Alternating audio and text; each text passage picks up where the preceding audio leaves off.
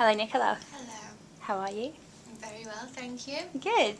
Okay, first things first. I've been doing a bit of Twitter stalking recently, pretty Right. standard, and I've noticed that you and Cheryl Cole both have some issues with smiley faces on Twitter. Have we? Yeah, you're not happy with... The variety? Yeah. No. What makes a good smiley face? What would you Well, you prefer need to variety, see? like there's so many emotions that need to be portrayed, and like Twitter really holds you back. Like you seriously need to get on the case. They do. Okay, what's your favourite one to send? Probably a cuddle. That's what you wanted to send to Cheryl the other day. So. Probably a cuddle. Okay. And she's a nightmare because on BBM, the faces are just like one after another. There's the and then the and then the cuddle, and then the like that's all she does. Some bloody smiley faces. So she must be seriously like at a loss at the minute without the twitty faces. Yeah, she has expressed some disappointment about sort it out. Like I'm sure everybody feels like that. Yeah, I felt some frustration in the past with Yeah. it, yeah. Okay. Need to express human emotions through yellow men faces, so... Okay, cool. Right, you've been around the old pop block for a long time now. In fact, we like to say you're a bit of a veteran pop star.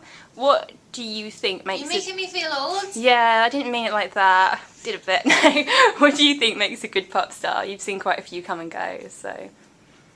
I think you just have to work really hard. And just be sort of dedicated to what you do and be passionate about it and be prepared to work really hard. Okay. And on the same lines, like, Girls Aloud are really one of the only pop acts, especially girl groups, that have really had longevity, and especially since they've come from a reality TV. Do you also put that down to hard work, or...? I think probably like a collection of things, like, well, people have to like your songs, and people have to want to come and watch the shows, and there's like a whole different thing, like a whole different collection of things that have to go into something to make it work, I suppose. And I think hard work, yeah, you can't really be shy of hard work. Okay. Right, what's the most pop star thing you've ever done?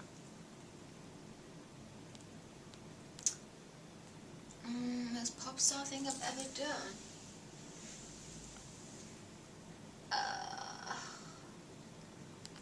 don't know. Anything you've bought, or like any spontaneous holidays you've ever just taken yourself on?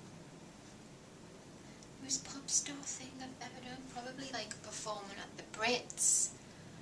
Oh. Flying over an arena in a cage in front of like 22,000 people. It's a bit pop star-ish. That's pretty pop star, yeah. Really those kind of things. Okay. And what's the funniest lie that you've ever read about yourself? That I spent £90,000 on clothes. Whoa. I was actually pissed off with that lie. Who said that? Do you remember? Sorry. That was me. Don't worry, editing. Yeah. Yeah, I was a bit annoyed with that.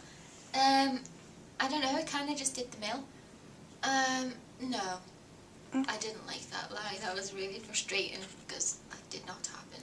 Okay, thanks for putting that straight. Okay, you've worked with Cinderella's Eyes, it's about to come out. You've worked with some really amazing people on the album. Is there anyone that you'd love to work with that you didn't get to? In Dream World, I would love to work with Kanye West. Right. I just think he's amazing. I think that like his beats, like his music is just so, there's a lot of imagination in it, and like the production's always so finished and wholesome, and it's just incredible really. I'm a big Kanye fan. Okay, cool. Have you met him? No. Okay. And who was the first person to listen to the album? My sister. Okay. My little sister. What did she think? She kind of listened to it in dribs and drabs, so as I was writing something and she'd come and visit and then I'd have it on and she'd be like, yeah, not really bad about that one, or I like this one. And she loves it. she's like, why haven't I got a full copy yet? And I'm like, in case you lose it, and then it's wherever it ends up. And so she's kind of like patiently waiting. She's heard the whole thing so many times, she just wants one for herself, so it'd be nice when I can give it to her. Okay, what's it like having people listen to the tracks for the first time? A little bit daunting, because obviously you love it, so you want people to just like it. Yeah. And so you're kind of really trying to gauge their reaction and like hoping that it's a good one. So yeah, a bit scary. But you've made the record that you wanted to make, and so that's it. Yeah, I mean, from past interviews I've read with you, you don't seem as obsessed as what other pop stars do with it being like, you know, doing really well commercially. You said that a lot of the people you work with on it did it for free. It's not like a big money album. What's the most important thing for you to get out of it? I think people make music for themselves and for other people to like it. And I think that just for people to kind of like it would be great. Okay. Would mean a lot. Lucky Day is my favourite song this year. Oh, thank you. Fact, yeah. Wow. I love it. Okay, and lyrically in it, you've really got a lot off your chest. Did you always intend to do that, or did that happen more organically while writing? I think that you either write from your own kind of heart and head, or you don't. And like I do that. Like that's what I've written it so everything's kind of come from how I feel about something, or you know, what I think of a certain subject, or my kind of hopes or my kind of fears. And I think that it's kind of inevitable, if you write like that, to not have an album that seems personal. Right. It's not like I'm gonna put it all out there. It's just, if it's coming from inside you, those are the things that's gonna come out. Okay, and do you have a specific process to writing a song? Sometimes you just, I mean, it happens all different ways. Sometimes you can have the concept and the subject you want to write about, and then you'll go to the producer and you'll start the track from scratch, and you'll work the kind of chord pattern out, and then you'll do the melody top line, and then you'll put the lyrics down of what you want to say. Or sometimes the producer's got a track that you like, and so then you work on top of that. It kind of is just like an organic process. You kind of just go into it and it happens. Okay.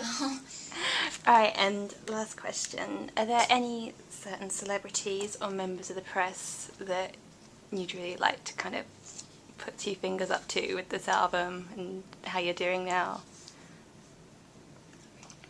No? Not really. Cool. Nice, calm. Nice one. Okay, well thank you very much, Nicola. It's been a pleasure meeting you. And you, thank you very much.